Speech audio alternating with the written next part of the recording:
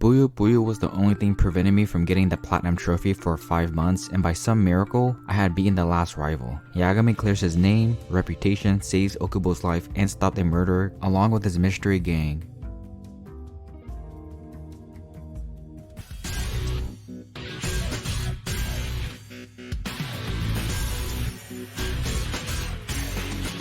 Alright, it is Yakuza 4's time, and this is a special game to me because this was my first Yakuza game and introduction to Kamurocho and RGG Studios, so I was looking forward to revisiting the game again. I decided to go to Best Buy with my parents back in 2011, and they knew where I was going to be at, the gaming section. And when I was looking at the PS3 games, I saw a game named Yakuza 4, grabbed it, and was impressed with the game cover. It showed the 4 playable characters, the background shows a part of the city on the right and the hostess on the left. The characters are blacked out with their faces being recognizable compared to the Japan cover, which shows the 4 characters, then has 5 characters that are vital to the story but doesn't say anything about the game overall, and it looks like I'm just gonna play a crime drama for 100% of the time. The game was $20 and asked my parents to get it for me. Yakuza 4 is the few games where I don't need to 100% it, don't need to do every heat action, play every mini game. Although there are 2 mini games that were added. Pachinko is purely an RNG minigame where pachinko balls will drop and it's random on when you hit a jackpot. There's a trophy for getting the trophy prize for 400 balls, and use the get rich quick card, and that's more than enough to get the prize. Table tennis is introduced in this game and it's a lot of fun. You can play it normally, or if you want to use heat more often, then you're gonna have to do a lot more. Also, when it comes to minigames in the future videos, unless it's a new minigame that's being introduced, or I've already talked about it in the past video, or if there's a very specific reason to talk about every minigame, then I won't talk about minigames anymore because it gets redundant. Same thing goes for the ultimate matches. So with the intro out of the way, let's get started with Yakuza 4.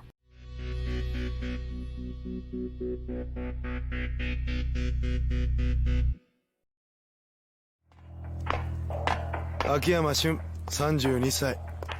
天下一通りでスカイファイナンスって店やってる金貸しだ。 Akiyama is the first character you play as. He's a laid-back or somewhat lazy person who's willing to help anyone on money issues with Sky Finance, which is his loan company. He's the only one that doesn't charge any interest because he'll sympathize with the client, and that sympathy carries over to the homeless people. He buys food and drinks for them because he was homeless himself and made them good friends along the way. As I've said in the intro, there's no need to 100% the game, but I will still go through most of the things you have to do because each character have specific things they do. Allies are people Akiyama can befriend, and the main benefit is if you're in a fight near them, they'll throw an item for a heat action or assist. There's 3 different animations for a total of 12 friends, but there are only 10 of them that can assist you. Aside from this, there's not really anything else that's useful. Just get to see some cool heat actions. You befriend a friend by eating at a restaurant or buying something from a store a couple of times. The first type are the drinking ones. Bye-bye drowsiness is given by the taxi driver. Use a taxi near the hotel district multiple times, and this drink heats up your heat gauge. Suspicious alcohol is the homeless man near the Wells Park. Give him alcohol, and he'll give alcohol back to you, and you'll get more drunk. He's also the one that lets you know about Dragon's Palace. And then the last one is Staminon. Sample from the clerk and Kotobuki drugs. This one is useless because you'll most likely have health items in your inventory, and since I already shop there all the time, I got this friendship naturally. The second type is the assisted kick. The friend will throw an item for Akiyama to kick in the enemy's face. The special 9 ball is available after drinking 3 times at Koo's bar, and I love that this bartender just had a giant ass 9 ball ready to go just in case it became useful. The same thing for the homeless man too, and the ramen place worker. The homeless guy would throw a shabby pillow after giving him some booze, and then a still carrying a box after eating at the ramen place 2 times.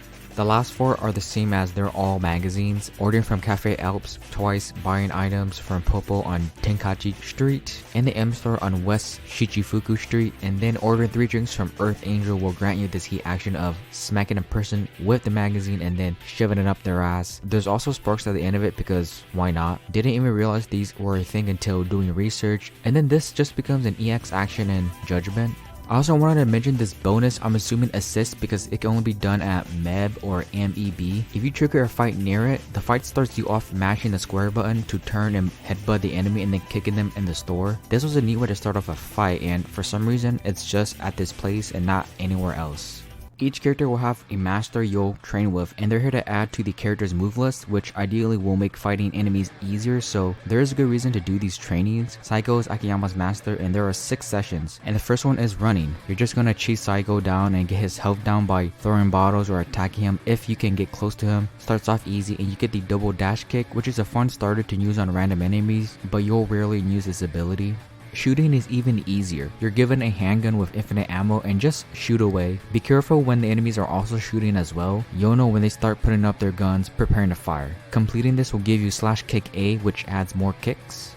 For combat, you're fighting Saigo, who has a submachine gun, and this one is useless because it's the only one that gives nothing except more XP. Suicidal running is you running from Saigo, and thankfully you don't have to not only outrun and chip away his health, you just gotta run 5 laps and you get the triple dash kick, which leads to more combo potential. In suicidal shooting, you gotta survive from being shot for 1 minute without hitting anyone. You don't necessarily need gear for this because I didn't need it by dodging constantly or going in circles, but if you need the gear, go ahead and equip whatever gear you need. This will unlock /kick B. Just like with /kick A, adds even more kicks. If you find the right enemy, you can just defeat them by mashing square.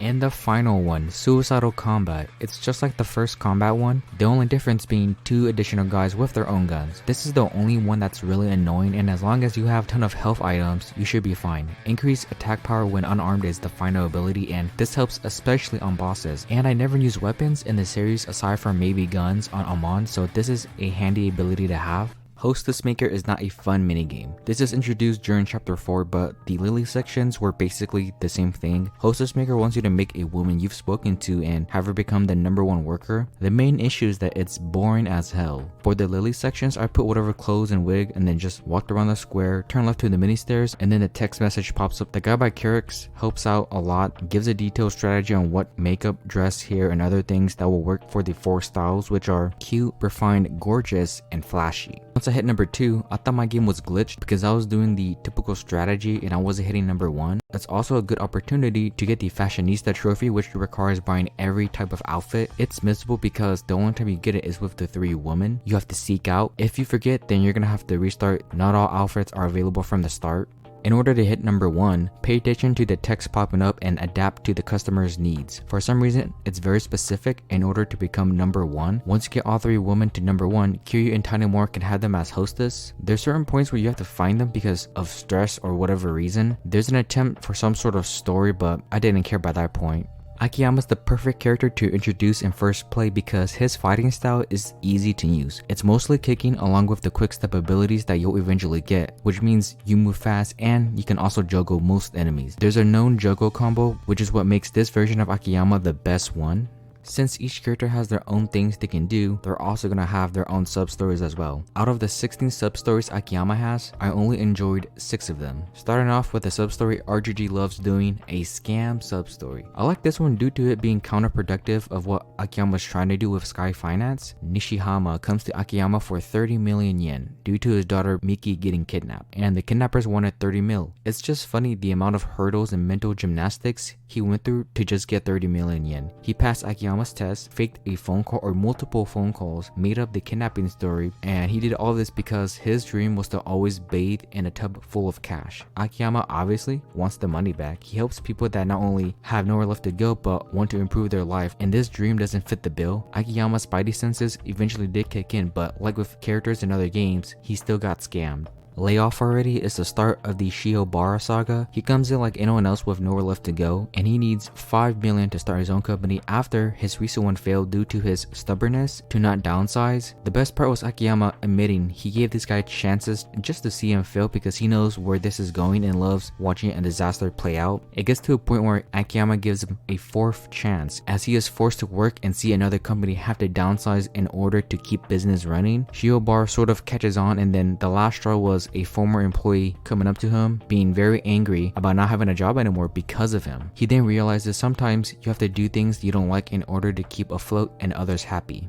Apprentice Part 2 is the third part. Part 1 I didn't think was all too interesting. There's competition for Akiyama. A guy named Arima starts his own loan company and he wants to join forces. Akiyama is immediately suspicious. He just pops up out of nowhere, and then it doesn't help that he makes threats towards Akiyama when he declines his offer. It ties back to Shiobara as he's doing well for himself. Hair is slicked back and wears a nice looking suit. Turns out he wants to get into business with Arima, and Akiyama tries to help, but Shiobara's ignorance gets in the way and you fight him, but still aligns with him. The money now enables him to go full on whatever he believes in without thinking about who and what sort of person or consequences happens. A wife's concern surprisingly adds to Arima's motives. His wife shows up asking for money in order to help with the debt, which explains why he wants to do business with Akiyama. All the money will just go to paying off his debt. She was willing to go as far as scrubbing toilets if it meant freeing him from the debt, which is what causes her to pass Akiyama's test. He also didn't want to be a failure like his father, who committed suicide from his own debts. This causes Shiobara to rethink how he's going about being successful, and so he starts all over again. Trick of the Trade is the last part, and this is the final chance Akiyama will give to Shiobara. He wants him to make a single cigarette valuable. It ends with what Akiyama promised he would do. He'll help people rise from rock bottom. He was enjoying seeing him fail at first, but Akiyama still followed his own rules despite this being the 5th chance, because he wants to see Shiobara's life turn around. And this saga is the perfect example of Akiyama's philosophy. And then Beware of Imposters. It's just a fun one. Akiyama finds out there's a fake Akiyama with his own fake Sky Finance, and he goes to meet this guy with the intention of messing with him. Seeing and set up his own workers as bad guys along with Hana was a great ruse for fake Akiyama. Akiyama also uses Suzuki as his fake name, and fake Akiyama's name just so happens to be Suzuki as well. Everyone scares him off to leave Kamurocho so that the perception of Sky Finance isn't associated to making customers not happy and not giving them money.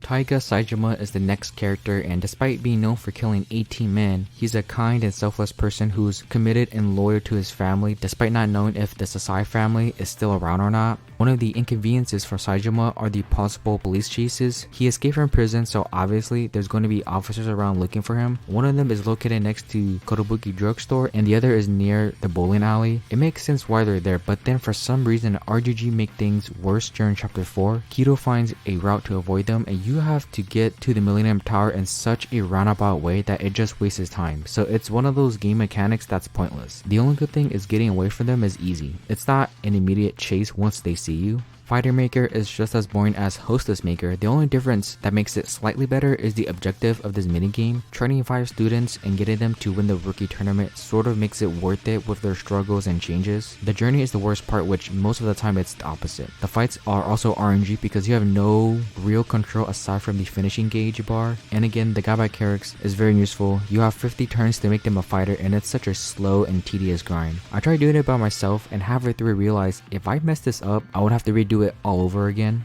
Hideo Sugiyama is fighting for a girl that he likes but doesn't have the courage to sort of talk to her, which is sort of his main trait, that he's kind of an indecisive person, but then by the end he's gonna move past the girl because there are others out there. There's no point and time in fixating on one girl. Takehiro Ihama has a very simple motive. He wants to become like the Furious Tiger, who was a luchador. Because of this passion of his, both his wife and son left him, and so his journey is him changing professionally and personally, where after he wins the tournament, his family comes back at the end because they saw the fight. Fukushi is the one that has no motivation. He just wants girls and to win gold, but he really doesn't have anyone coming for him at the end, and so his ending is just him being grateful for Saejima at the end, which is nice, but that's really it. Mokoto Tokita has a very black and white mentality, and by the end his old dojo mates come to congratulate him because he was talking about how they were bad people and they just sort of left him, he doesn't care about them, but then come back around, which is kind of anticlimactic but sort of challenges black and white sort of view on the world. The last guy, Masataka Watanabe, is just a normal ass dude. He got bullied and didn't really stand up for himself, which is what causes him to not sort of believe in himself, and rather than wanting to get girls or whatever, he just enjoys the simple things in life. At the end, every one of his students thank Saejima for getting them out of their rut, and again, training them and seeing their change in attitude, skills, and mentality was great. Just wish the actual process and journey was a lot more fun. Saejima's master is Master. That's the name the old man is given. This one is the easiest training because all you're doing mostly is punching and digging through this mine. The sewer path is self-explanatory, punch away and clear a path to learn the wind up top, which I never use, and honestly most of the rewards for Saejima aren't great. Air Raid Shelter number 1 West will have you defending the master while giant boulders come down, and this one is the most annoying. I had to figure out the timing of the boulders along with already having to prep and attack to make sure the master isn't going to die, and he takes his sweet ass time as well with all 7 layers. The only upside is the increase in attack part while unarmed. For Air Raid Shelter number 1 South, rather than boulders, enemies will try stopping master and makes this much easier than the previous one. Great Bomber is the reward and you're able to charge up longer for an awesome uppercut, but again, there's not really a reason to use this move. The last two require some crafting. Before going through the old access tunnel, you need a stronger pickaxe. Master gives you super alloy and it's up to you to look for a chunk of wood ash. And an easy way of getting one is through the batting center playing the normal course. Then go to Kamiyama so he'll create it, and then dig your way through this tunnel to only get an increase to weapon attacks. And then the last one, Air Raid Shelter number 2 wants you to create a bomb. Ken will give you the high grade blasting powder, and the battery could be bought in most convenience stores. Take it once again to Kamiya, and this one is about endurance. Both boulders and enemies will show up and you gotta survive for 3 minutes. This should be hard, but it's that when enemies could also get hit by the boulders, so try doing that for a good chunk of time before the bomb goes off. Master is looking for his lost treasure, and I wasn't on board with it because this could have easily been an old man wanting to do something due to boredom, but the treasure was his father's memoir and thoughts about his time in war, and left him a ore which will make him rich. I'm not gonna lie, when he was reading his memoir and it being about war and still carrying on his warrior spirit, I stopped paying attention, but I guess the digging was somewhat worth it to see how the Master and Saejima were interpreting the message. Master wanted to pass along the story to others while Saejima only realized he was going to be very wealthy. You get a Sakura Storm sword and a increase in heat actions. Coliseum is of course back, and only Saejima and Kiryu can compete in it. Ain't got much to say about it other than there's more fighting to do, and this is the best way to make money in this game. I can't find the video anymore, but I looked up money farming back when I was playing the PS3 version, and this video was using all the Coliseum points to buy the spicy knife and then selling it to the weapons guy in the van that's on the rooftop. So there's an incentive to do everything at the Coliseum, and there's a trophy for getting 10 million yen, but I wish I knew or wrote down if there was enough points for me at the end so that there wasn't no grinding after winning each tournament, but this is the way I know how to get a lot of money. Saejima's fighting style is easily the easiest to use and boring because all you're gonna do is 1-2 and hold triangle, which guarantees armor, and as long as the enemy isn't blocking, then you're good. I don't think there's much versatility, or let me rephrase this, I didn't explore whether or not there was much to Saejima's style, as all I did was the 1-2 hold triangle method. He's the tank of the styles, and so naturally he's going to be slower but hit harder. I rarely dodge with him because it sucks, so if you know there's an attack coming from a boss, then I just ran away. Green Shadow is about a kappa stealing food, which I had no idea what it was, so Google comes in handy again, and according to Google, in traditional Japanese folklore, a kappa is a reptilian spirit or myth that are usually green with webbed feet and a turtle-like shell on their backs. Homeless people talk about it as this myth, and so it piques Saejima's interest. Put out food at the manhole that leads to purgatory. Pick any food from the M store, but it's too fast, so go to Sushi Jin and get a special meal. Saejima catches it, and it's just a guy in a green suit. The shock on Saejima's Saejima's face was also great. After the chase, this Kappa myth was all made up. This guy explains he dressed up for marketing reasons, get people talking about it for an upcoming TV project and have footage for it, but there were no cameras around, so it ends very anticlimactic. But then a cutscene plays and a Kappa is opening a manhole while Saejima's walking past it, leaving with the perception Kappas aren't real, but we all know they're under Kamurocho and I don't know, I guess stealing food and freaking out homeless people. Brother and Sister 1 is a saga surrounding a boy named Tadashi, stealing your money. He then tells his tragic story. His mom and dad died in an accident which only left him and his sister to take care of themselves until their uncle came in and took them in, but then basically sold his sister to a debt collector. So that's why he's stealing money in order to save his sister, and naturally, Saejima's willing to help out this kid and see the parallels to himself. Saejima's also looking for Yasuko, who was the only family he had and feels bad for leaving her by herself for 25 years. The debt collector, is it Todokoro or Tadokoro? Either way, wants 5 million yen from Tadashi and Saejima's willing to work it off. The first job is just beating up some dude, and the other jobs serve as sub-stories as well, and it's clear Todokoro has an ulterior motive because he looks like a villain but asks questions like why help out a kid who's a complete stranger, and rather than have himself talk to Saejima except for one time, his subordinate does his job for him because he probably sees Saejima as disposable. The final job is at the Coliseum. The debt collector thinks you're fighting at a disadvantage while fighting against armed opponents, but what he doesn't know is the 1-2 hold method. After the fight, you find out he wanted a puppet to control and realize Saejima wasn't going to be that and wanted him dead. He also forgot to tell Saejima that he pawned the sister off to a Yakuza family for 3 million yen and the debt was already paid off when the parents died. He just wanted an excuse to use Tadashi and see him struggle. The Takatsu family has Akiko, and before getting her back, Saejima reveals why he's so loyal to Sasai. Saejima and Yasuko were struggling and the only thing he knew to do was punching dudes on the streets. Came across Sasai, who checked his ass, and Saejima just let everything out to Sasai about Yasuko needing surgery, and so Sasai paid for the surgery, and from that point on, Saejima remained loyal to him, and this does add some humanity to Sasai's character because he could have just easily been like a hard-ass boss that didn't care. After beating up even more dudes, Akiko is with a man named Takatsu and he adopted her. She's not miserable or forced to do something she doesn't want to do. She's actually happy, and since Tadashi now knows this, he doesn't have to worry about her. He's not forgiving what his uncle did, going to support himself and become an officer to help people because of how Saejima helped him when he really didn't need to. 25 years is about Saejima catching up on a former Anaki of his when they were both in the Sasai family. For some reason, the debt collector wants him gone, and once they meet face to face, he's pissed off at Saejima because his actions ruined his life. He was a part of the Yakuza family that wasn't on top, but they were, I'm assuming, just doing fine, and to go from that to being homeless, I'd get why he'd be mad. After a beatdown, he explains he was in prison in Kamurocho. While he didn't go to prison like Saejima, he remained in the city because he wanted some sort of closure, which meant he didn't get to live his life. Now that he knows Sasai is alive and alludes to them being set up, he can move on and make Saejima's job easier to get rid of him. It was just nice to see how much Saejima's actions from 1985 affected everyone else. The Homeless Man and the Cats is a fun treasure hunt that gives you the choice to be a good person or a selfish one. It starts off with cats wanting milk, give them milk, and this gives you the first clue. Bone poster, 4 green X's, check the wall. Go past Doc Brown from Back to the Future, go downstairs to Underground Theater B2, turn right to the right room, and then there will be a glowing item on the wall. The second clue is 2 big circles on the ceiling. Check the light on the fire hydrant box. You just have to backtrack to the hideout entrance. The fire hydrant will be on the left once you get there. The third and final clue is a room with 2 picture frames. Check the bookshelf and go further in the underground theater and text box will pop up and you'll see the shelf. There's a stuffed toy that has a key to the underground locker B. The locker includes 50k yen, which is enough to take care of the cats. There's this homeless man that really loved these cats, and you're given the option to give it to the homeless man or lie and keep the money for yourself. I obviously went with giving him the money because it fits with Saejima's character.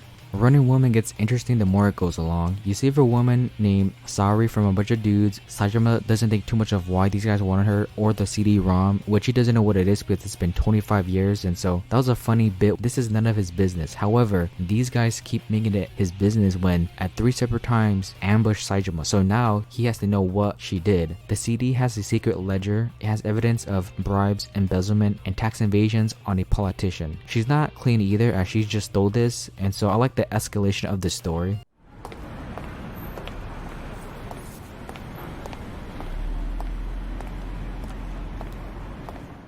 Masayoshi Tanimura is the third character you play as, and he's known as the parasite of Kamurocho. He's willing to buy or blackmail people for information and doesn't necessarily use his status as a community safety officer the correct way, but it's not too bad as there are others within the police that are way more corrupt. There's a face change in the remastered version. The original voice actor Hiroki Narimiya retired from acting due to drug allegations, which I think were false, and so Toshiki Masuda took over the role and voiced everything in the remastered version. There are differences, like very small differences, but nothing significant that makes Masuda's version better or vice versa, because they almost sound alike. Here is Tanimura's training master, and it's the hardest one, mainly due to the fact that you have to be patient. Can't use weapons, items, or hit actions. It's either punching her, which you'll rarely use, and the other is parry, which would be your best friend. These sparring sessions serve as a way to tell and solve Nair's investigation and finding a man named Gigi. She became a detective because Gigi killed her parents and brother. She has the more interesting story from the masters, and so aside from rewards, I was invested in her solving her case. Her fighting style is pretty much like Tanimura's, and there's no shot you're getting a full combo as she'll immediately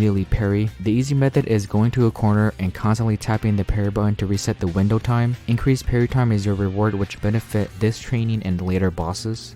Part 2 is the same. The only noteworthy thing is the mention of Gigi and Essence of Seizing, which is a really cool heat action where Tanimura takes away a weapon from the enemy and uses it as his own. Part 3 wants you to progress by the police scanner. After a fight, she wants you to listen to any incidents that may relate to Gigi, which is the indication the next incident is about Gigi. You fight a bunch of dudes who reveal Gigi is in Kamurocho and fight Nair again to learn Essence of Arm Dragon. This is another cool heat action that you'll likely use. After parry, immediately press triangle and Tanimura will start spinning the enemy for an armbar, which then immediately takes you into a grab after the heat action is done. Part 4 introduces her friend Garcia, who hasn't been heard from in some time, and it kind of goes nowhere because you don't necessarily care about her friend, but is a part of her plan later on. But at least you get release through, which by this point Kiryu was the only person to have this because he's Kiryu, and so having this for Tanimura helps out a lot as he's not the best at crowd control. And then the final mission, Nair is contacted by Gigi himself about kidnapping Garcia and Marcos, who got her into the force. After lots of fighting, you get to the Millennium Tower and find out Gigi was in fact Nair's brother. He killed his parents and faked his own death for money. Nair's story is pretty much a parallel to Tanimura's story with wanting to solve and find his father's killer. There's a chance if he finds out about the truth, he'll be disappointed. In his case, I don't think he was disappointed, it was more of a hunch about the killer. And the money aspect is obviously a huge part of the main story.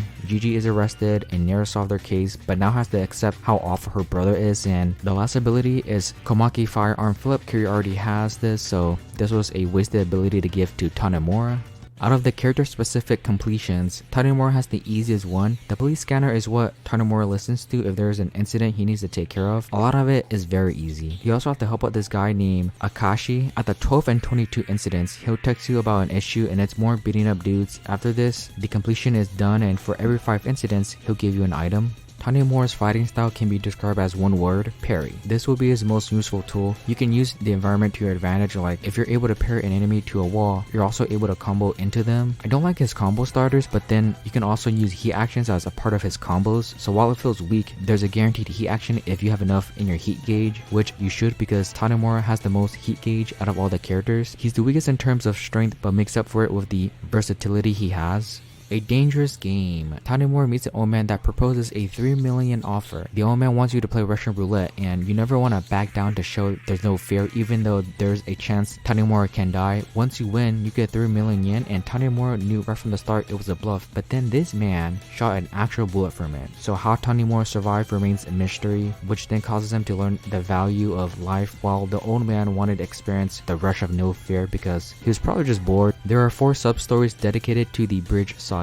Another case clues burning bridges and successor. It starts off with a human trafficking issue that leads him to finding Nadine, which then leads to Naomi's palace to help find Saki. And I love the ongoing thread of Tanimura not buying into Naomi being a fortune teller, but has to go with what she has to say because she's right when it comes to finding people. Saki and Tanimura then talk about there being a mastermind behind these human traffickings, which reminds of Tanimura of his father's notes on a person named Bridge, and they also bring up Taiji not being Tanimura Tanimura's real father, so catching Bridge and finding out who's Tanimura's real father is the mystery you're trying to solve. An adult writer named Yabe dies. He was investigating a woman from Hong Kong who was a crime boss. She was a part of an underground intelligence network, which sounds stereotypically basic as hell, but Yabe got her talking more than she should have, and they recruit girls from poor families and force them to work to death. Go to Ku's bar to talk to a bartender named Mitsuko who clearly misses Yabe, and turns out he was supposed to celebrate his birthday with her. When you get a locker key and find a ring with a letter, the group also gets a name. They're called the Syndicate.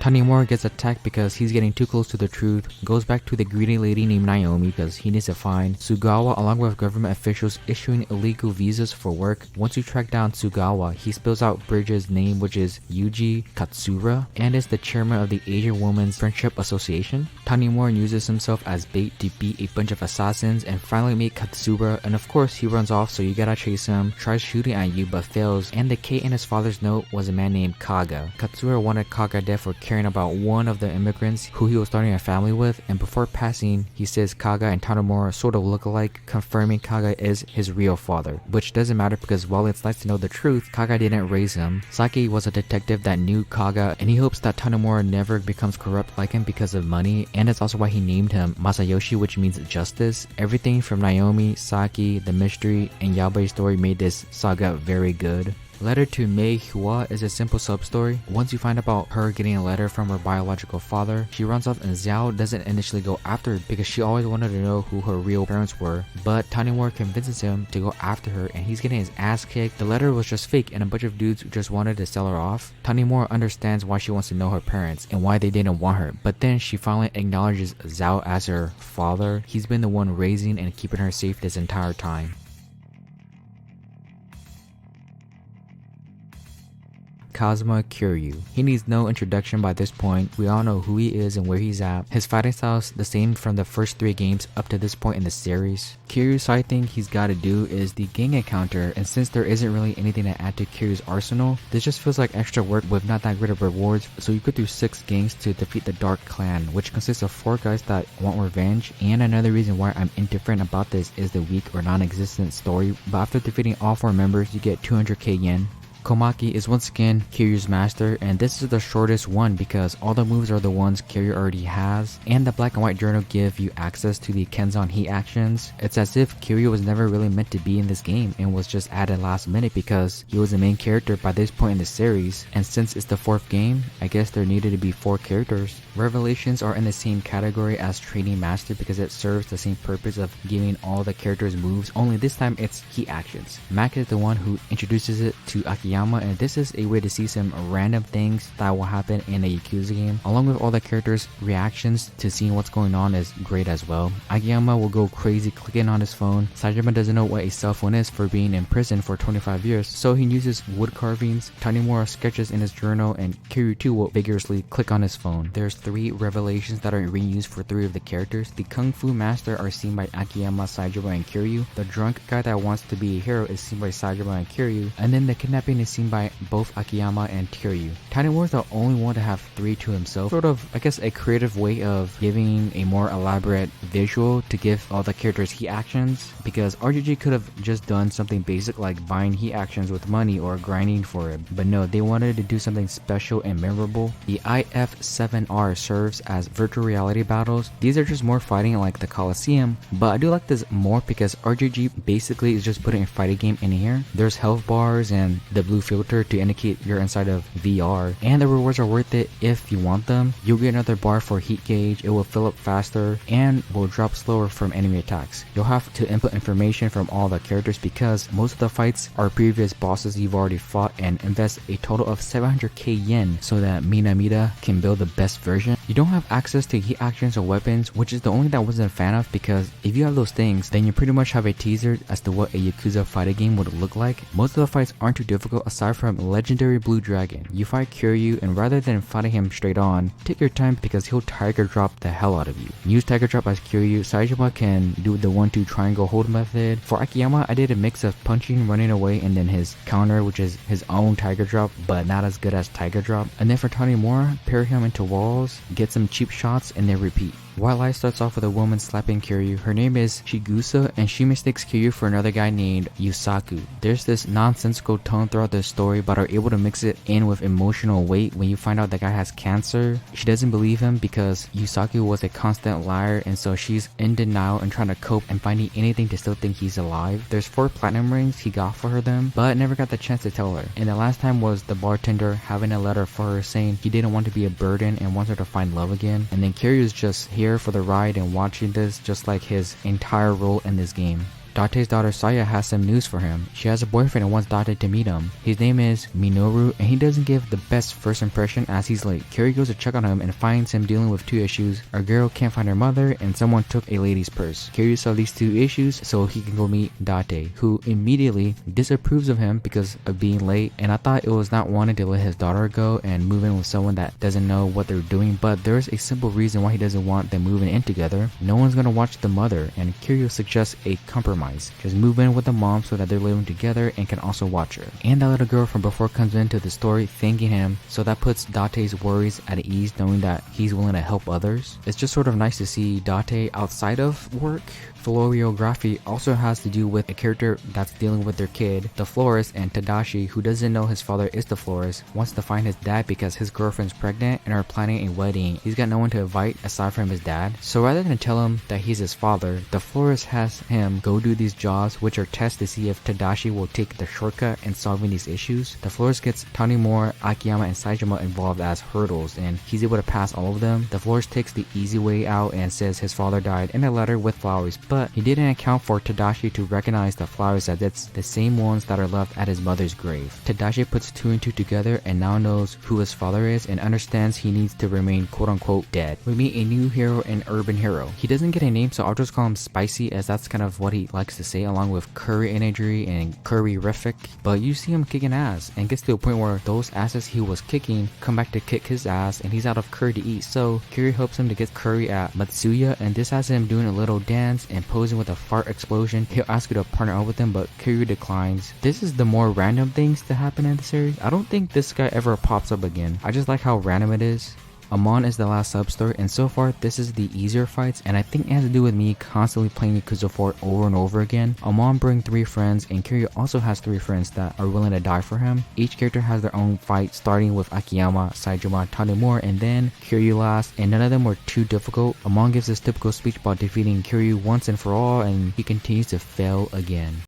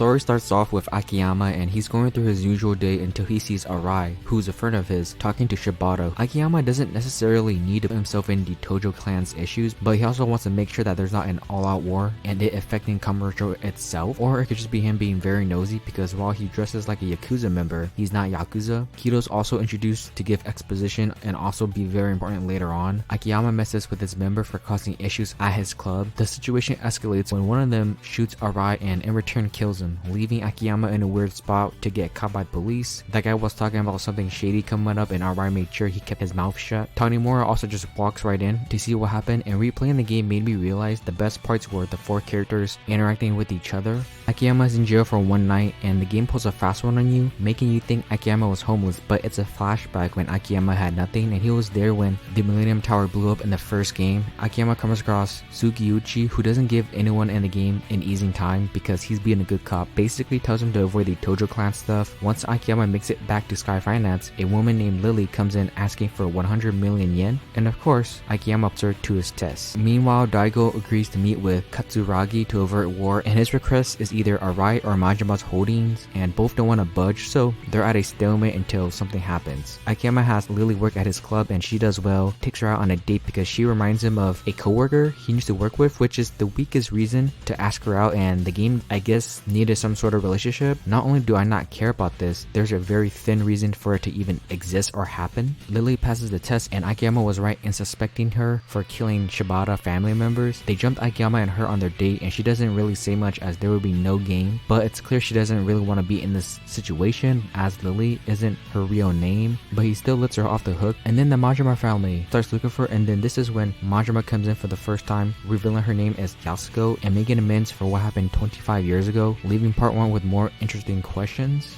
Saejima is next, and in terms of introducing a new character, this was very good. He and Majima were planning a hit. Majima never showed up, and so Saejima goes in alone and murdered 18 Ueno clan members. Ever since then, he's been awaiting his sentence for 25 years and then sent to Okinawa Penitentiary number 2 where he meets Hamazaki, who's in this game to be redeemed, which I don't care for because I didn't care about him in Yakuza 3. It's here where he finds out the hit was a setup to bring down the Sasai family, and so he and Hamazaki plan a prison break. Saito is a guard there and he's annoying to fight against. He kills Hamazaki, or tries to, and brings Saito down with him in the ocean.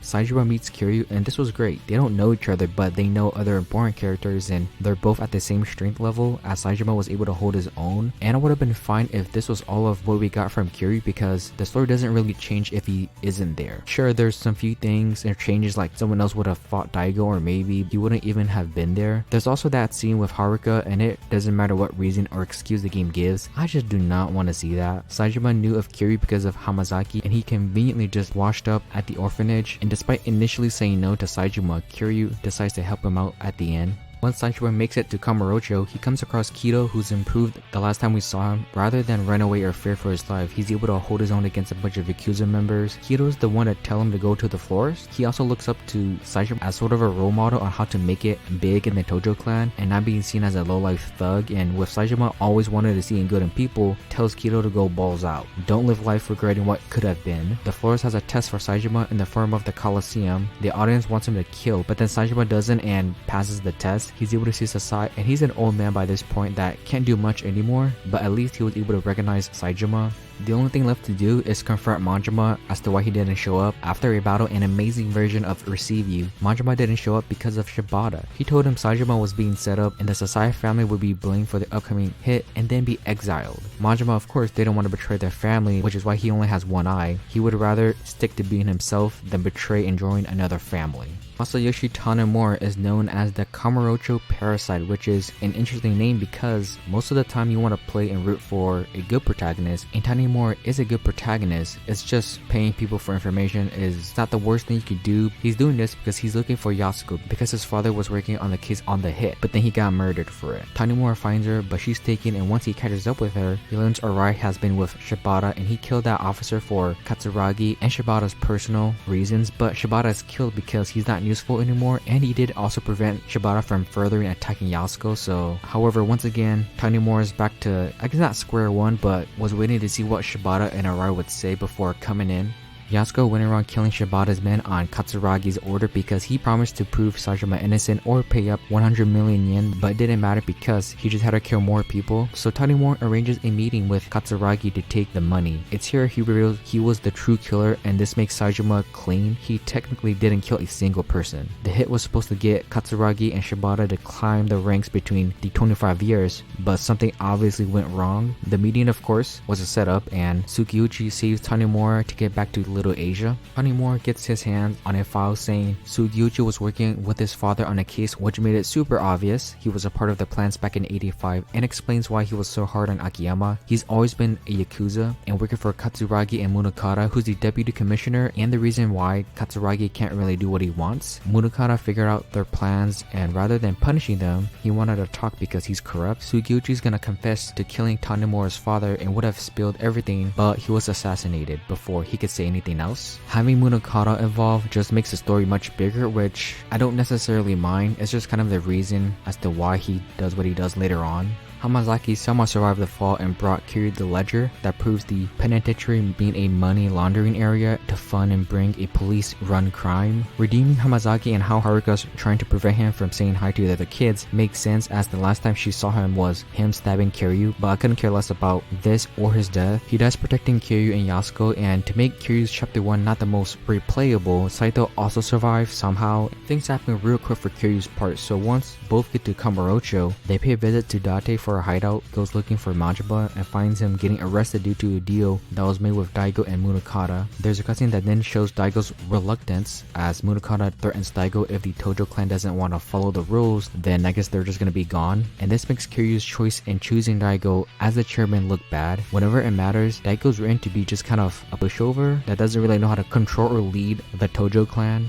Yasuko runs away with Akiyama and Tanimura because she knows them better, which causes Kiryu's first interaction with Akiyama and Tanimura to be a fight. And just like when we met Saejima, this was great. These two have no idea who they're messing with, and is made very clear by the fact that Akiyama and Tanimura don't stand a chance against Kiryu. There isn't time to stand and talk about who's the good and bad guys, when after this fight, Kido has joined forces with Katsuragi and took the money he found at Sky Finance. Saejima and Yasuko's been taken, and Katsuragi wants a trade which everyone knows is gonna go horribly wrong. Kiryu goes through a gauntlet essentially, and this is another part where I can see first time players not having fun if they're not prepared. Once you get to the top, Kido betrays Katsuragi following Arai's orders, and then Arai himself shoots Kido for basically going into business for himself and being loyal to Daigo. Katsuragi then shoots Saejima, but Yasuko takes the bullet. This time she wanted to save Saejima. Yasuko's character overall and how I feel about her is nothing. I don't like or dislike her, although she did say some confusing things, like when Tanimura was asking her about her father, she said he was being selfish, and I don't know how he was being selfish when he's trying to solve what happened 25 years ago and why his father had died. It would have been helped if the game spent more time with her relationship with Saejima, because she jumps around all over the place and is all about fighting Saejima and is used as a plot device with no like real character. So with everyone together, they need to stop their respective bosses. All the guys dress up in black suits and head to the Millennium Tower. Arai, Kido, Daigo, and Munakata all arrive for the money. Arai needs it for his ambitions, which is to take control of the Tojo clan. Kido wants it because it's a huge opportunity for him to quickly rise up the ranks. Daigo needs to sustain over 30,000 men, and admitting he doesn't have what it takes to be chairman. And then Munakata needs the money for leverage and just likes being a corrupt bastard. However, he's supposed to be dead as Arai shot him, but there's these things called rubber bullets. I'm interested in how I feel about this because I remember not thinking too much about the rubber bullets back in 2011. I didn't mind there being rubber bullets during the hit because it makes Saejima innocent. You can argue it makes him look weak or doesn't live up to the code and life he chose once he became a Yakuza, but as we see in part 2, Saejima was a good person at the end of the day. The only time I had an issue with rubber bullets is when Arai thought he had killed Munakata because it felt cheap and I just didn't want to see this guy anymore. His motive is just a power-hungry person using the police in Tojo clan to control Tokyo. That's kind of all he is.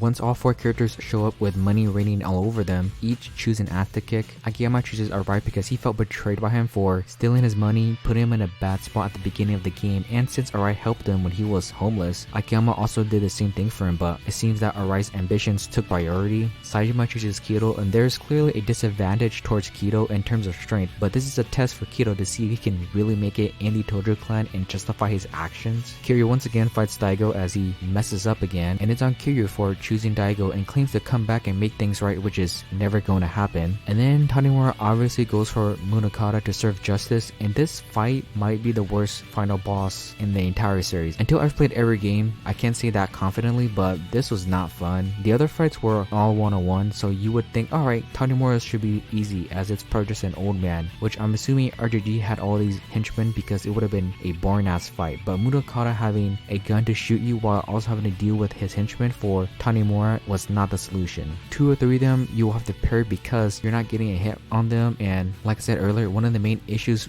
with Tanimura's combat is crowd control. Tanimura doesn't do well with a large crowd. He's better with a one-on-one fight. After the fights arrived, Kiryu and Daigo have accepted their defeat while Munakata goes on another villain monologue until Akiyama calls for Date to drop and expose the truth about him. He then shoots Akiyama, and for whatever reason, money once again saved Akiyama's life while Munakata commits suicide as he still didn't want to accept defeat. Akiyama gets his money back along with Hana, who looks great, but things will likely go back to how they once were. Tanimura was able to get closure on who killed his father and also complete the 85 case his father never could finish. Kiryu and Date once again go their separate ways until it's convenient to see each other again. Kiryu will also go back to the orphanage despite saying he's going to fix the Tojo clan, and then Saejima gets ready to have his own family in the Tojo clan to end the game.